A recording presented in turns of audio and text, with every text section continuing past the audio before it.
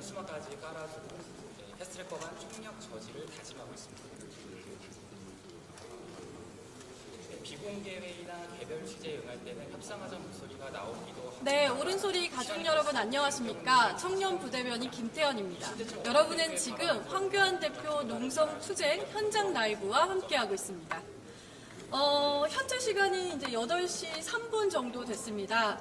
이제 현장에는 어떤 이야기들을 하고 있는지 그 이야기를 게스트를 모시고 이야기 나눠보도록 하겠습니다. 오늘은 경상북도 김천시의 송원석 의원님 모셨습니다. 네, 오늘 의원님 저희 먼저 옳은소리 가족들에게 인사 부탁드립니다. 네, 옳은소리 시청자 여러분 안녕하십니까? 경북 김천 출신 국회의원 송원석입니다. 지금 나라가 너무 어지럽습니다. 입법을 담당하는 입법부의 수장이 법치주의와 의회주의를 솔선수범해서 망치고 있습니다. 바로잡아야 되겠습니다. 자유우파 시민 여러분들의 힘이 필요합니다. 함께 해주십시오. 네. 자, 우리 송원석 의원님은 기재부 2차관 출신이세요. 그래서 이 누구보다 예산안 날치기 이 사태에 대해서 누구보다 많은 것을 알고 계실 텐데요. 하나하나 좀 이야기를 해보도록 할게요. 10일이었죠, 의원님? 네. 네네. 그 512조의 내년도 예산이 사실 공개가 된 지 2시간 만에 사실 날치기로 갑자기 통과가 돼버려요. 사실 이게 야당, 우리 지금 한국당 제1야당과는 전혀 협의하지 안 한 채 4+2 협의체라는 말도 안 되는 협의체로 이걸 통과를 시켰거든요. 일단 4+1 협의체가 이게 합법적인 기구인가요? 말이 되나요? 4+1은 법적인 근거가 전혀 없지요. 이렇습니다. 원래 이제 그 국가재정법과 국회법에 의하면은 11월 30일까지 예결위원회에서 예산을 통과시키지 못하면 정부가 제출해놓은 예산안 원안이 국회 본회의에 부의되는 것으로 이제 규정이 되어 있습니다. 그렇기 때문에 11월 30일 이후에는 정부안이 본회의에 부의가 되어 있고 그 이후 과정은 여야 원내 교섭단체 간에 서로 협의를 해서 본회의에 수정안을 만드는 그런 작업으로 진행이 되는 것입니다. 그리고 국회법의 거의 모든 규정을 보면 잘 아시겠지만 여야 원내대표, 다시 말해서 교섭단체 대표 간의 협의나 합의에 따라서 국회의장이 결정해서 운영하는 것을 법 규정 곳곳에서 찾을 수가 있습니다. 그 말은 여야 간의 협치에 의해서 민의의 전당에서는 협치에 의해서 국회를 운영해야 된다 하는 그런 정신에서 했던 거죠. 그런데 4+1이라고 해가지고 민주당이 주도적으로 하면서 제1야당이고 원내 제2교섭단체인 한국당을 배제한 채로 4+1 결사체에서 했단 말입니다. 그러니까 이건 법적인 근거가 없는 불법 야합 결사체이다. 이렇게 우리가 명명을 하고 있습니다. 그래서 이제 불법이라는 이야기를 하는데, 근데 이게 결국은 절차상 문제가 있다라고 볼 수 있는 거잖아요. 4+1이라고 하는 것 자체가 절차적인 흠결이 있고 또 내용상으로도 국회법 정신을 무시했다. 그런 점에서 위법한 사항이다. 또 이렇게 볼 수도 있는 것이죠. 근데 이게 이 절차상 문제가 이게 끝이 아니라고 제가 들었는데 이거 말고도 어떠한 절차들의 문제가 있었을까요? 예, 4+1은 이제 예산안 수정안을 만드는 과정에서 민주당과 그 위성 정당들 그런 정당들이 모여서 만든 불법 야합 결사체 거기에 문제점인 것이고요. 사실상 예산의 본질과 관련해서는 예산안을 이번에 국회에서 통과시킨 그 과정에 이 과정에 절차적인 흠결이 많습니다. 제일 먼저 지적할 수 있는 것이 세입하고 세출이 예산에 다 반영이 돼 있어요. 우리 일반적으로 예산이라 그러면 어떤 항목에다 예산을 사용한다는 세출만 일반적으로 생각을 하지만 세입도 포함이 되어 있는 것입니다.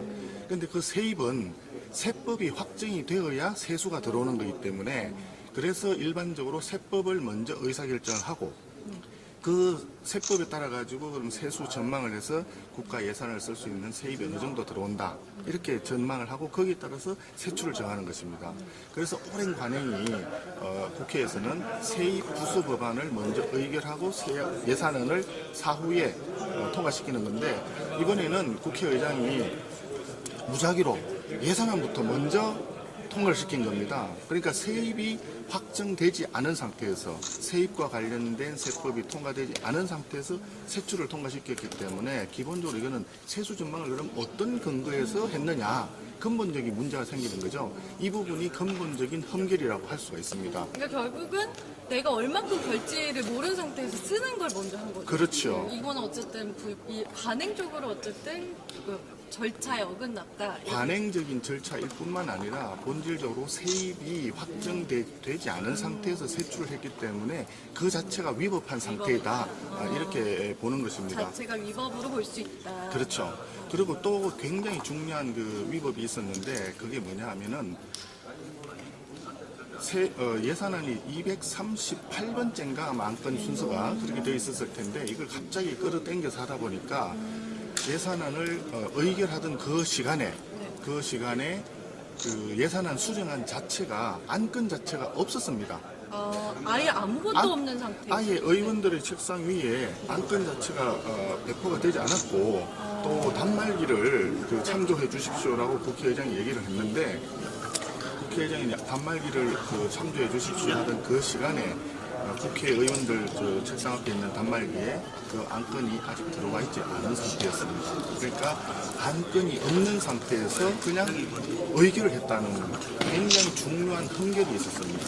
그럼 이제 512조를 지금 예산을 심의하는데 안건이 없는 상태에서 그렇죠. 이걸 하게 됐다는 얘기죠. 안건이 없는 상태에서 그냥 처리를 했고요. 더더군다나 국회에서 본회의에서 안건을 처리할 때는 대부분 안건이 나오면 원안이 있고 또 수정안이 나오면 그 수정안을 그 대표 발의한 의원이 이 수정안에 대한 제안 설명을 하게 되어 있습니다.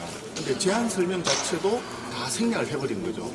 안건이 없으니까 당연히 수정안에 대한 제안 설명도 없었을 수밖에 없지만 어쨌든 제안 설명도 하지 않았고 그 다음에 안건도 존재하지 않았고 그런 상태에서 의결을 했다는 것은 본질적인 흠결이 있다. 그렇기 때문에 이 본질적인 흠결은 이 흠결이 굉장히 좀 미미한 부분이라면 사후에 치유를 한다고 하지만 이 본질적인 부분이기 때문에 의결된 그 예산안 수정안은 그 자체로 원천무효다 하는 그런 생각이 듭니다. 일단은 그 절차상의 문제가 있었다. 어쨌든 지금 마지막까지 저희가 한국당에서 합의를 못한 상태에서 저희를 빼고 이거를 통과를 시켰잖아요. 근데 이제 한국당에서는 사실 그러면 이걸 어떻게 조율을 하고 싶었던 건지 그리고 어떤 부분들에 대해서는 이건 아니다 이런 식으로 생각을 했는지 기본적으로 몇 가지만 말씀드리면요. 당초에 예산안을 협의를 하고 우리 한국당에서 의견을 제시할 때는 경제정책 실패에 따라서 소득주도 성장이라고 하는 경제정책 실패에 따라 가지고 나타난 경제지표상의 어떤 큰 문제점들을 재정을 가지고 이렇게 덮어버리려고 그런 목적으로 가져온 예산이 굉장히 많았습니다. 좀 쉽게 얘기해서 일자리 예산 같은 경우에도 보면 정부에서 하는 일자리 예산이라고 하는 것은 이것이 본질적이고 근본적인 문제가 대안이 될 수가 없습니다. 일자리는 민간에서 시장에서 기업들이 만들어내는 것이죠.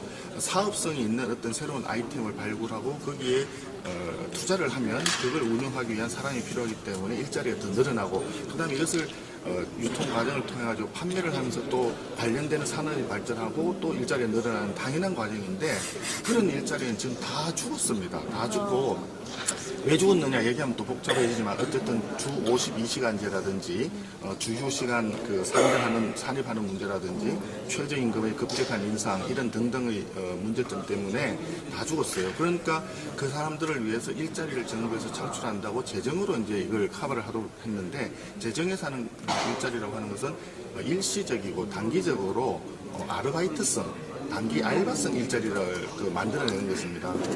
그래서 그런 부분들이 본질적으로 굉장히 문제가 있기 때문에 우리는 일자리와 관련된 예산은 결과적으로는 경제정책 전환이 수반이 돼야 되는 것이지 경제정책 전환이 없는 상태에서 재정만 투입하는 것은 잘못된 방향이다 해서 그 부분에 대해서 감액을 요구를 했던 것이고 그런 부분들이 협의 과정에서 반영이 전혀 되지 않은 상태가 되다 보니까 민주당에서는 우리 한국당을 제외하고 군소 위성정당들과 같이 해서 앞서 말씀드린 4+1이라고 하는 이상한 불법 야합 결사체를 통해서 통과시킨 것이죠. 그러니까 결국은 한국 한국당 입장에서는 이 국민들의 세금을 조금 절감하고 재정비하자고 했는데 이게 받아들여지지가 않은 거죠. 그렇죠. 근데 제가 정말 궁금한 게 있는데, 그러니까 기재부가 이번에 발표한 자료에 따르면 저희 나라의 이번에 우리나라의 수치가 저희 재정 그 적자가 45조더라고요. 그래서 우리나라 빚이 700조 원에 이른다. 그렇습니다. 네, 근데 저희 이번에 난 예산이 43조가 늘었어요. 43조가 네, 43조 늘게 늘었죠. 되면서 올해 저희의 이제 내년도에 부채가 800조 원. 이렇게 계속 올라가다 보면 1000조 원에 이를 거라고 하는데, 근데 그럼에도 불구하고 정부에서는 아무 문제가 없다. 우리나라 국가는 탄탄하다 이러는데 정말 아무 문제가 없는 걸까요? 아무 문제가 없다라고 얘기할 때는 한 가지 지표에 대해서 딱 한 가지 예를 얘기를 하는 것입니다. 국가 채무 지금 조금 전에 지적해 주셨듯이 국가 채무가 지금 굉장히 급격하게 늘어나고 있는데 GDP 대비해서 국가 채무의 비율이 우리나라는 지금 40% 안쪽에서 안팎에서 왔다 갔다 하는 정도입니다. 40%. 예, 그 GDP 대비해서 국가 채무가 40% 내외인데 그 OECD 국가들 있지 않습니까? 네. OECD 국가들은 대개 한 70%에서 80% 수준이고 굉장히 우리가 잘 알고 있는 인접한 일본은 세계 2위, 3위 정도의 경제 대국인데 일본 같은 경우는 200%가 넘습니다.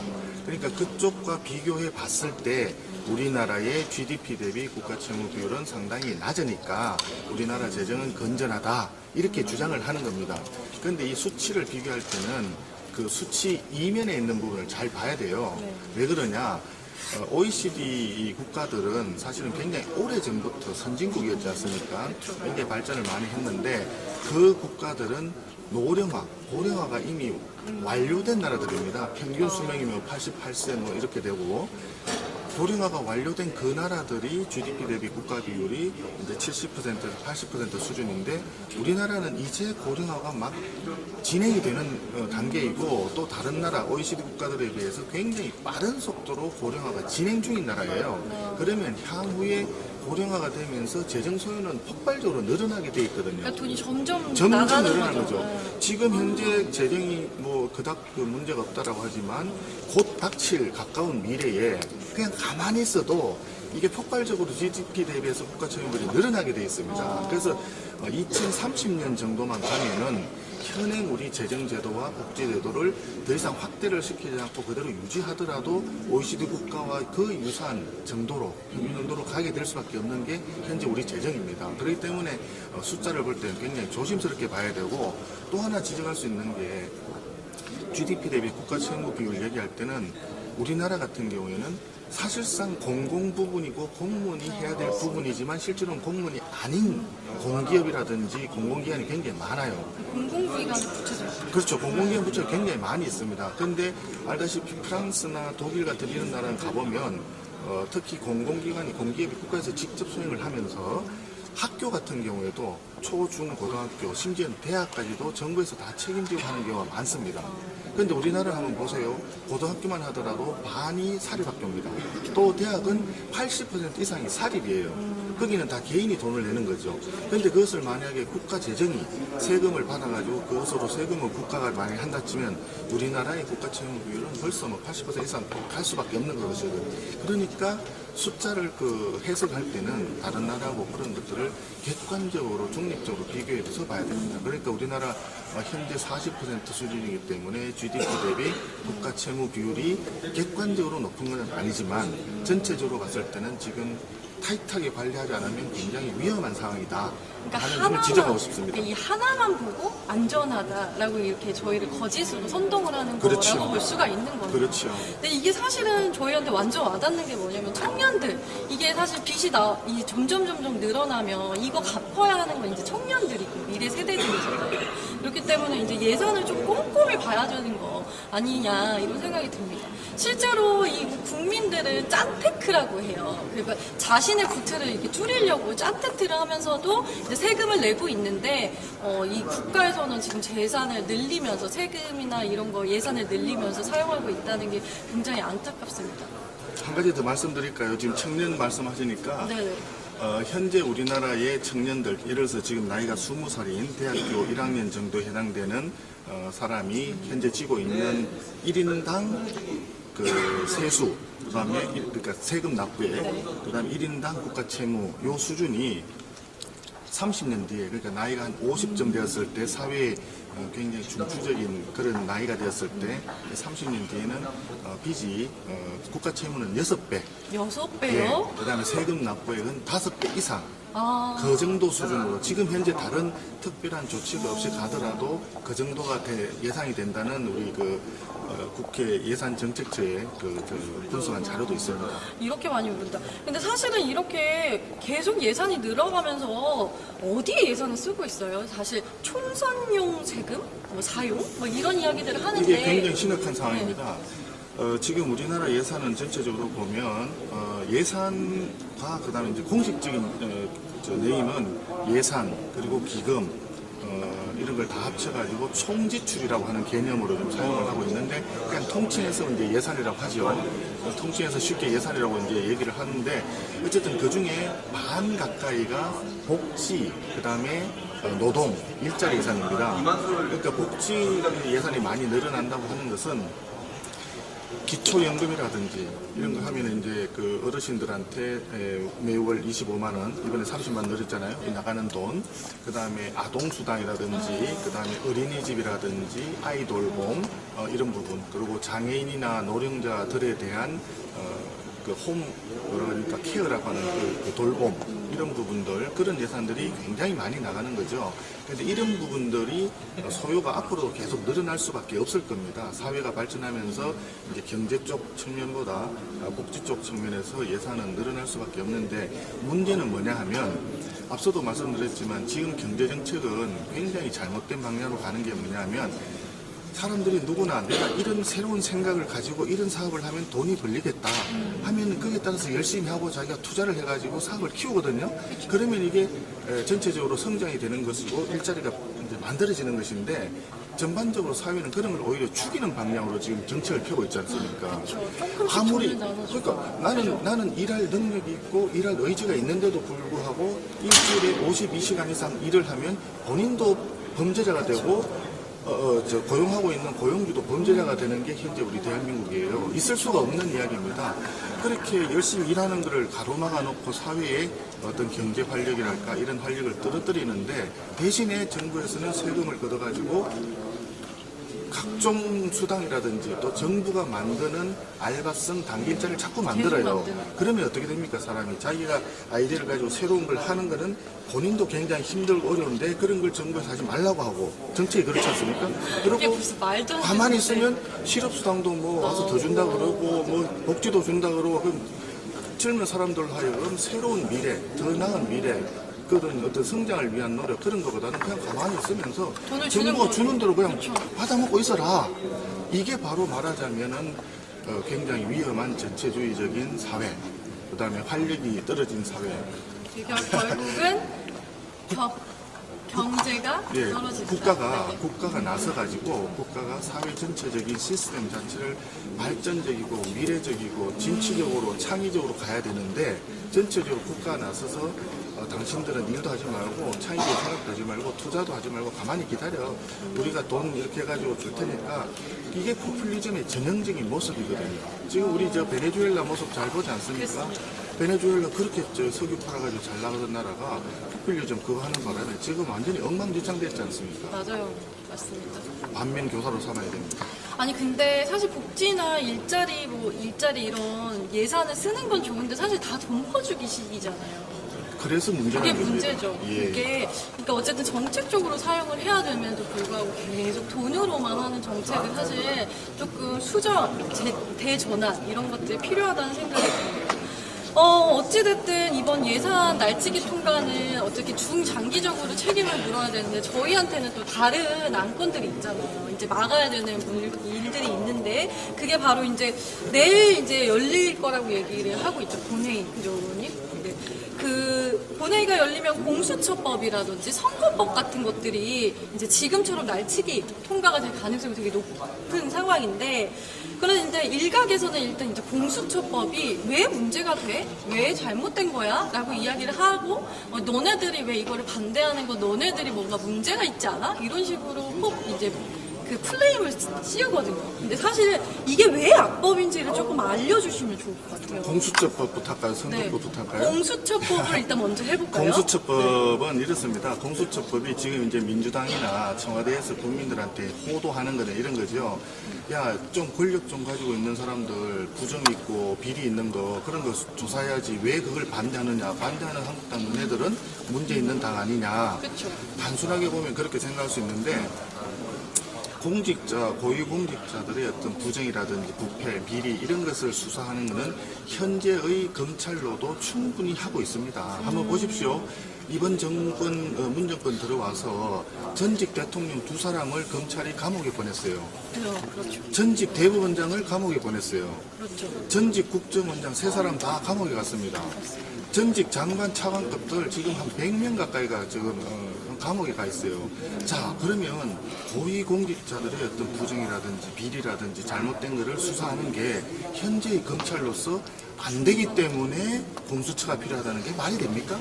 대통령 2사람, 대법원장, 그 다음에 국정원장 3사람을 그 감옥에 보냈는데 그 이상의 얼마나 더 큰 권력을 가지고 있는 공수처를 만들어야 부정이라든지 비리라든지 그걸 할 수가 있겠습니까? 그거는 국민들을 호도하기 위한 이야기일 뿐이고요. 고위공직자 비리 척결하는 데는 그런 게 필요한 게 아니고, 이 사람들이 얘기하고자 하는 것은 삼권 분립 차원에서 검찰, 그 다음에 입법부의 국회, 사법부의 그 법원, 그리고 헌법재판소까지 있잖아요. 그리고 또 제5부라고 하는 선거관리에 있지 않습니까?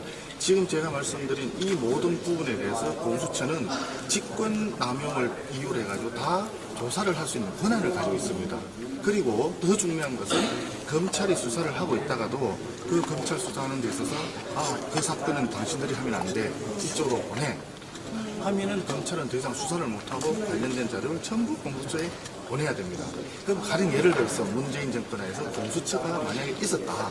그럼 조국 사태와 같은 이 경우에 윤석열 검찰이 막 조사를 하는데 공수처에서 그 사건 일로 가져와 했으면 검찰은 전혀 진실을 파헤칠 수가 없어요. 국민들은 진실을 알고 싶어서 10월 3일, 그 다음에 10월 9일 그 광화문에 우리식으로 계산해서 아주 작게 잡아서 300만. 그리고 서초동에 모였던 저 사람들 그 방식에 의하면 1,500만이 모인 그런 국민들이 모여가지고 진실을 알려달라는데 공수처 가져와 그러면 아무도 이거 손을 못 댑니다. 그런 공수처를 만들어서 대통령이 직속으로 하는 하명 수사를 전담을 하는 게시타포를 만들겠다고 했는데 그것을 어떻게 우리 자유우파 시민들이 그걸 용납을 할 수 있겠습니까? 그래서 공수처는 자기들 말로는 고위공직자들의 어떤 부정, 비리, 부패 이것을 파헤치기 위한 거라고 얘기를 하지만 사실상은 야당 탄압, 그 다음에 검찰 탄압, 사법 장악, 선거관리위원회까지 해가지고 민주주의의 기본적인 근간이 되는 조직을 싹쓸이해서 장악하겠다는 그 말밖에 되지가 않습니다. 그렇기 때문에 이 부분에 대해서는 절대 용납하면 안 된다 하는 이야기를 하는 겁니다. 그러니까 결국은 이제 우리나라를 자신들이 이렇게 좌지우지하기 위해서 그렇죠. 편하라고 지금 공수처를 만드는 거예요. 그러니까 공수처라고 하는 그런 조직을 그런 그 무소불위의 어떤 그 수사기관을 가지고 있는 나라는 한 2-3개밖에 안 되는데 다 독재 국가. 굉장히 전 세계 국가로 따지면은 100위권 밑에 있는 아주 그냥 그 가난한 이상한 나라, 그런 나라 말고는 없습니다. 그 대표적인 그런 거 아닙니까? 그래서 공수처를 만들려고 하는 저들의 그 의도는 분명합니다. 자기들이 원하는 좌파 독재를 완료하기 위해서, 완수하기 위해서는 그런 자기들 하명 수사를 직접적으로 수행할 수 있는 자기의 칼이 정말 칼이 하나 필요한 거죠. 근데 이게 좀 잠깐 선거법 이후에 좀 넘어가자면 설마 이게 독재를 위해서 지금 공수처법을 만드는 거냐라고 생각을 하시는 사람들도 있겠지만 사실 이게 친문 게이트랑도 연결을 해볼 수가 있거든요. 실제로 진짜로 하명 수사의 비리 이런 것들이 지금 쏙쏙 나오고 있는 상황이에요. 그렇기 때문에 이 친문 게이트를 보면 이 실제로 공수처법이 승가가 돼서 이게 생기게 되면 이런 문제들이 더 많아지게 되겠죠. 그래서 친문 게이트를 이참에 한번 얘기를 해볼까요? 친문 게이트 정말 심각한 상황이죠. 지금 이제 우리가 3대 그 국정농단만 지금 얘기를 했는데 유재수의 감찰농단, 네. 그다음에 황운하의 이제 선거농단, 우리들 병원의 금융농단 이렇게 지금 하고 있는데 사실상 친문 게이트 같은 경우에는 청와대가 직접적으로 기획하고 집행했다라고 하는 어떤 의구심이 굉장히 국민적인 의구심이 커가고 있지 않습니까? 한번 생각을 해보세요. 황운하 같은 경우에 처음에는 울산 지역의 건설업자 모 씨가 민주당과 그다음에 저쪽 청와대 쪽에 그 제보를 했다 이렇게 나왔었어요. 처음에 그렇게 호도를 했습니다. 그런데 그 건설업자는 그 건설업자가 낸 그 제보는 그대로 공정위원회가 이첩돼가지고 한 달 뒤에 아무 혐의 없음 해서 종료된 거예요. 그러고 난 뒤에 나온 게 뭡니까? 송병기가 나왔잖아요. 송병기가 울산 부시장을 하고 있는데 그때 당시에는 울산 지금 송철호 시장 캠프의 핵심 역할이라고 되어 있는데 그게 선거대책본부장인지 뭐 상황실장인지 정확한 네임은 안 나왔습니다. 어쨌든 송철호 시장 캠프의 핵심 역할을 하고 있는 송병기가 자기가 먼저 제보를 했다라고 청와대에서는 해명을 했는데 네. 송병기는 뭐라 했느냐, 그게 아니다, 청와대에서 연락이 와서 내가 자료를 줬고 그 이후에도 두세 차례에 걸쳐가지고 문자도 보내고 추가적으로 보냈다 이렇게 얘기를 했어요. 그걸 보면은 벌써 이게 청와대에서 미리 짜고 시작을 했다라고 보여지거든요. 거기다가 청와대 그 문무행정관이 지금 저 총리실 근무한다는 문무행정관이 뭐라고 했느냐, 이거 윗분들이 보기 쉽게, 보기 편하게 편집을 해서 했다 이렇게 돼 있어요. 네. 이게 말입니다. 일반적으로 공무원이 일을 할 때는 민간에서 어떤 민원 서류가 제보가 온다 그러면 민원 서류는 민원 서류대로 대장에 접수를 하고 이첩을 하면 이걸 이첩을 했다는 게 또 대장에 기록이 됩니다. 그리고 이 내용을 청와대에서 만약에 직접 조사를 한다면 직접 하고 이첩을 한다면 이첩한 기관에서 이 내용을 조사를 하고 그렇게 한 거 아니에요. 그렇죠. 그런데 이 문무행정관은 청와대에서 자기가 직접 전화해서 보고 또 저쪽에 있는 자료 받아보고 법률 검토하고 자기가 만들었다고 합니다. 편집해서. 그 말이 뭐냐, 스스로 청와대에서 직접 이 첩보 보고서를 생산해냈다고 하는 걸 자기가 스스로 자복을 하고 있는 거예요. 빼박이네요, 빼박.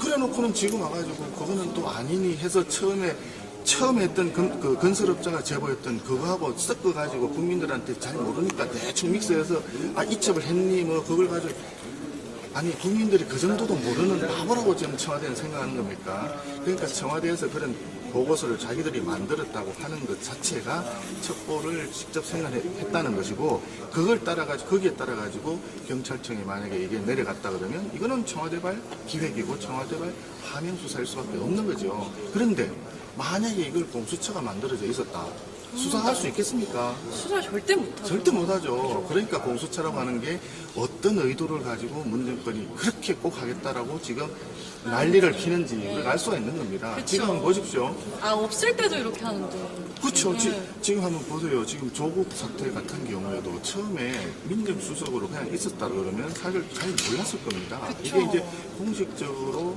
법무장관 후보자가 되면서 나오다 보니까 이제 국민적인 막 관심사가 되면서 이제 일어났잖아요. 이 과정들에서 있었던 걸 보면 청와대에서는 지금 우리 국민들은 정말 잘 모르지만 얼마나 많은 비리, 또 얼마나 많은 의혹, 뭐가 숨어 있는지를 우리가 알 수가, 감히 상상도 할 수 없는 것들이 숨어 있는 것 같아요. 그렇죠. 그런데 그런 것들을 이 정권은 스스로 2017년 말 18년 초에 한참 문제가 됐던 북한산 석탄 지금 뭐 유해한 문제들 어디가 있는지도 모르죠. 네, 맞아요. 이런 것처럼 사실 파헤쳐 보면 어마어마한 것들이 숨어 있는 빙산의 일각일 것 같은데, 이런 것들은 국민들은 나중에 정말 진실을 알아야 됩니다. 역사의 기록을 남겨야 됩니다. 그런데 이런 것들은 공수처 만들면요 전혀 모르고. 전부 그냥 알 수가 없어요. 네. 그래서 저희들은 알 수 없고 그들은 묻히고. 그들은 묻히고 자기들은 지나간 뒤에 뒤돌아서서 에헴하고 즐겁게 표정 관리하고, 국민들이 과연 그걸 용납할 수 있겠습니까? 공수처 절대 안 됩니다. 일단 공수처법 때문에 이러한 농단들이 더욱더 많아질 것 같다는 걱정이 좀 됩니다. 그래서 저희가 이번에 집회하죠, 의원님. 예, 이제 이번 토요일 이번 1시에 이번 주 토요일 1시에 이제 집회가 열립니다. 이 친문 3대 농단과 관련된 집회가 이루어질 텐데, 이게 한국당 우리 지지자들, 이분들 가지고 우리가 할 수 있는 일이 아니에요. 사실, 그죠, 의원님? 이번 토요일 집회는 사실 그동안에도 이제 자유우파 시민들이 계속 지속적으로 해서 광화문에 모이고 집회를 계속 해왔죠. 그리고 우리 황교안 대표님이 단식하던 그 기간 동안에는 청와대 사랑지 앞에 한 500여 명 가까운 그 종교인을 비롯해서 시민들이 철야 농성 단식을 같이 하면서 거기서 계속 투쟁을 해왔지 않습니까? 이번 토요일 집회는 정말 자유우파 시민들이 총궐기해야 되는 그런 날이 될 것 같습니다. 또 만에 하나 내일 지금 이제 본회의를 개의를 하겠다고 지금 민주당에서 얘기를 하고 있는데 공수처법과 선거법을 또 이제 날치기로 해서 불법적으로 이제 통과를 시킬 시도를 하게 될 텐데요. 만약에 그리 된다 그러면 정말 이 나라 대한민국의 민주주의와 자유주의, 법치주의 완전히 망하는 겁니다. 정말 이거는 그냥 묵과할 수 없는 것이기 때문에 오늘 우리가 이렇게 철야 농성을 계속하고 있는데 우리 시민들 특히 이 방송을 시청하고 또 전파해 주실 우리 자유한국당을 사랑하시는 우리 당원 동지들과 자유우파 시민들은 정말 이 상황을 예의주시하고 정말 이 상황을 끝까지 지켜보시면서 같이 한마음이 되고 한뜻이 돼가지고 뭉쳐야 되겠다 하는 생각을 다시 한번 강조를 안 드릴 수가 없네요. 네, 내일 이번 주 토요일 1시 광화문 광장에 내일이 아니네, 내일 모레네. 내일 모레. 토요일은 내일 모레입니다. 네, 토요일 저희 1시 광화문 광장에서 대규모 집회가 있습니다. 우리 시민들의 힘과 호응과 지지가 너무너무 필요한 상황입니다. 함께해 주시기를 강력히 부탁을 드립니다. 그럼 저희가 여기서 좀 마무리를 해야 될 것 같습니다. 다시 한번 많은 이야기 해주신 우리 송원석 의원님 감사드리면서 저희 이 라이브 방송을 마치도록 하겠습니다. 저희 라이브 방송은 매일 10시, 그리고 3시, 그리고 8시마다 찾아뵐 예정이니까요. 많은 사랑과 시청 부탁드립니다. 감사합니다. 네, 감사합니다.